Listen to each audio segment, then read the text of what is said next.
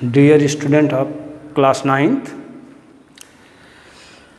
व्याकरण का दूसरा पाठ शब्द निर्माण, उपसर्ग एवं प्रत्यय। आज हम उपसर्ग एवं प्रत्यय में इसके विषय में जानेंगे। उपसर्ग और प्रत्यय जानने से पहले हमें शब्द को जानना आवश्यक है। शब्द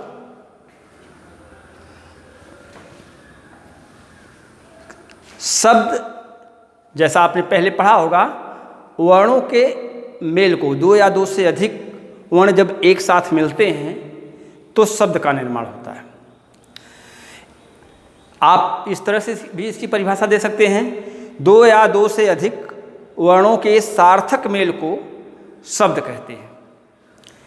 दूसरी परिभाषा, केवल अर्थवान या सार्थक इकाइयाँ जिनका प्रयोग भाषा में स्वतंत्र रूप से किया जाता है, शब्द कहलाते हैं। जैसे घर, दूध, पुस्तक, राम, दिनेश, किताब, विद्यालय आदि। घ और र दो अक्षर हैं, इन दोनों को जब हम मिलाएंगे तो जो शब्द बनेगा वह घर बना। उसी तरह से यदि आपने कोई वर्ण को मिलाया, दो वर्ण तीन वर्ण को मिला दिया, तो जो शब्द बना उसका कुछ अर्थ आना चाहिए, तभी वह शब्द कहला सकता है। अन्यथा वह शब्द की श्रेणी में नहीं होगा, क्योंकि वह उसके दूसरे विभेद की तरफ चला जाएगा। इसलिए कहा गया कि केवल अर्थवान या सार्थक इकाइयाँ जिनका प्रयोग भाषा में स्वतंत्र रूप से किया जा सके शब्द कहलाती हैं। जैसे आप किसी का नाम जोड़ लिख सकते हैं, कुर्सी, मेज, किताब आदि। ये जो शब्द है, शब्द के भेद या शब्द के प्रकार, शब्द के तीन भेद होते हैं। नंबर 1,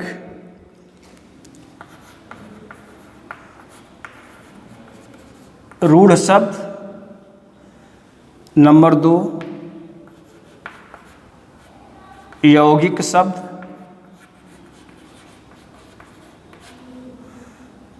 नंबर 3,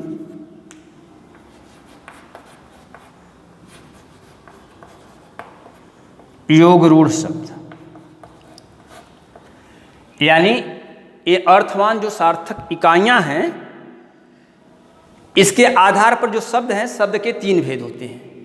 या शब्द तीन प्रकार का होता है, एक रूढ़ शब्द, दूसरा यौगिक शब्द, तीसरा योग रूढ़ शब्द। सबसे पहले हम यह जानेंगे कि रूढ़ शब्द क्या कहलाता है या रूढ़ शब्द किसे कहते हैं। रूढ़ शब्द, रूढ़ का अर्थ होता है प्रसिद्ध या मशहूर होना। रूढ़ का अर्थ होता है प्रसिद्ध या मशहूर। तो जो शब्द किसी विशेष अर्थ के लिए प्रसिद्ध हों, मशहूर हों और उनके सार्थक खंड न किए जा सके, उसकी विशेषता है कि वह किसी विशेष के लिए प्रयोग तो किए जाएंगे, लेकिन यदि उनका खंड कर दिया जाए, उनके टुकड़े किए जाएं, तो जो उनका टुकड़ा होगा उसका कोई मूल्य नहीं होगा, उसका कोई अर्थ नहीं बनेगा। उसे हम रूढ़ शब्द कहते हैं। जैसे यहाँ पर मैंने ऊपर लिखा उदाहरण बहुत से, इसमें जैसे घर एक उदाहरण शब्द में ले लें हम, तो घर किसी विशेष अर्थ की ओर या विशेष चीज के लिए प्रसिद्ध है, मकान के लिए। पहली बात। दूसरी शर्त है कि अगर इसके टुकड़े कर दिए जाएं, यानी इन शब्दों को अलग, इस शब्द के वर्णों, अक्षरों को अलग अलग कर दिया जाए, तो उनका कोई सार्थक अर्थ नहीं निकलता है। अब जैसे घर में दो अक्षर हैं, दो वर्ण, एक घ है और एक र है। अगर हम घ धन र कर दें यानी घ का अलग अर्थ, र का अलग कोई अर्थ नहीं होगा, इसलिए इसे हम रूढ़ शब्द कहते हैं। यानी वे सार्थक शब्द जिनके वर्णों को या अक्षरों को अलग अलग कर दिया जाए तो उनका कोई अर्थ ना निकले, उनका कोई मूल्य ना रह जाए, उन्हें हम रूढ़ शब्द कहते हैं। बात समझ में आ गई। नंबर 2 बात, यानी दूसरा प्रकार यौगिक शब्द। इस तरह से आप बहुत से उदाहरण आप देख सकते हैं। दूध है, पुस्तक है, राम है। दूध में अगर अलग अलग करेंगे तो दू और ध दोनों अलग हो गया, दू का कोई अर्थ नहीं होगा, ध का कोई अर्थ नहीं होगा। लेकिन जब ये दोनों एक साथ मिलेंगे तो दूध एक विशेष चीज या विशेष पेय पदार्थ को कहा जाता है, इसलिए दूध शब्द जो है वह रूढ़ शब्द के अंतर्गत आएगा यदि उसका विभेद हम करेंगे तो। नंबर 2 शब्द के भेद में यौगिक शब्द। यौगिक का जो शाब्दिक अर्थ है, यौगिक का मतलब तात्पर्य ही होता है जुड़ा हुआ। यौगिक का अर्थ है जुड़ा हुआ।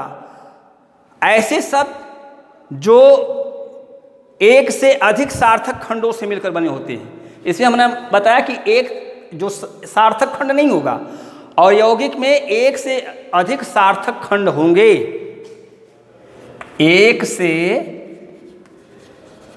अधिक सार्थक खंड होंगे, एक से अधिक सार्थक खंडों के मेल से बनता है, के योग से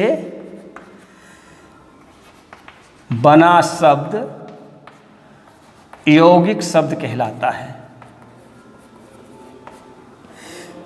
यानी इसमें एक से अधिक सार्थक खंड मिले होंगे। जब एक से अधिक सार्थक खंड मिलेंगे तो वह शब्द यौगिक शब्द कहलाता है। अब जैसे इसके शब्दों को आप देख लें। यौगिक का उदाहरण में सहधन पाठी। एक शब्द सह है, दूसरा पाठी। सह मीन्स साथ, पाठी मीन्स पढ़ने वाला। अब इन दोनों को के योग से बन गया सहपाठी। अब यहां जो सहपाठी शब्द है, यह सहपाठी शब्द यौगिक शब्द कहलाएगा। क्यों? क्योंकि यह दो सार्थक शब्द हैं, एक सह और दूसरा पाठी। इन दोनों के योग से बना है, दोनों के जोड़ने से बना हुआ है सहपाठी, इसलिए सहपाठी यौगिक शब्द होगा। दूसरा उदाहरण आप समझ लें। विद्या धन आलय, ये दो सार्थक खंड है, एक विद्या दूसरा आलय। अब इससे बन गया विद्यालय। यहां पर विद्यालय जो शब्द है, यह विद्यालय शब्द यौगिक शब्द है। क्यों? क्योंकि विद्यालय दो सार्थक शब्दों खंड, जैसे विद्या और आलय। आलय मीन्स घर, विद्या मीन्स विद्या का घर, इसलिए सहपाठी, विद्यालय, पुस्तकालय, ये सभी यौगिक शब्द कहलाएंगे। नंबर 3 योग रूढ़ शब्द।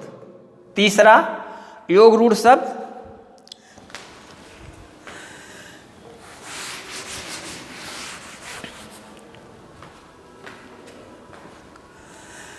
जो योग रूढ़ शब्द होगा, यह योग रूढ़ शब्द दो या दो से अधिक शब्दों के मेल से यह भी बनता है। यौगिक शब्द में हमने बताया कि दो या दो से अधिक सार्थक शब्द खंडों से जुड़ा हुआ बनने वाला नया शब्द यौगिक कहलाता है। लेकिन योग रूढ़ जो है, यह भी ऐसे दो या दो से अधिक शब्दों के मेल से बने शब्द हों, परंतु किसी विशेष अर्थ में, शब्द तो बनेगा लेकिन किसी विशेष अर्थ में वह रूढ़ हो जाएगा, इसलिए इसका नाम है योग रूढ़। योग भी है, रूढ़ भी है। जैसे उदाहरण में आप देख लें, पंकज, पहला योग रूढ़ का उदाहरण है पंकज। दूसरा है दशानन, तीसरा है नीलकंठ। तो अब पंकज, दशानन, नीलकंठ ये सभी योग रूढ़ शब्द हैं। कैसे योग रूढ़ हैं? पंकज का जब हम पाठ करेंगे तो यह बना है पंकधंज। पंकधंज, पंक का अर्थ होता है कीचड़ और ज का अर्थ होता है पैदा होना, यानी जो कीचड़ में पैदा होता है। लेकिन इसका विशेष अर्थ यह होता है कमल। अब यह कमल के लिए रूढ़ हो गया। पंकज यानी कीचड़ में पैदा होने वाला। जब हम इसको अलग अलग करेंगे सार्थक खंडों में, 2 खंड कर दिया हमने, तो पंक, पंक मीन्स कीचड़, ज मीन्स पैदा होने वाला, उत्पन्न होने वाला।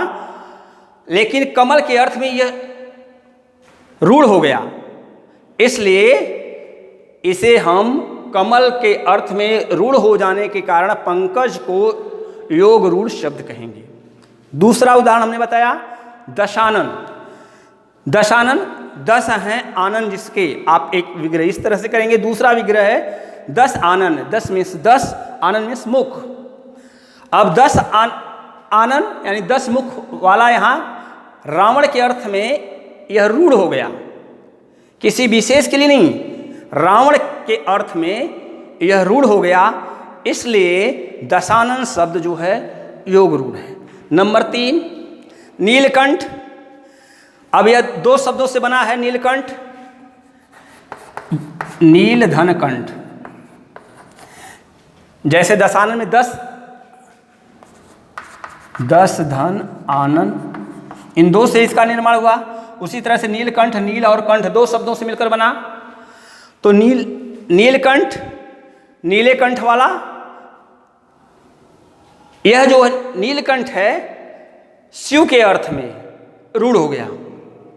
नीले कंठ जो शिव के लिए प्रयोग किया गया, शंकर के लिए प्रयोग किया गया, उसके लिए यह रूढ़ हो गया। इसलिए नीलकंठ योग रूढ़ शब्द है।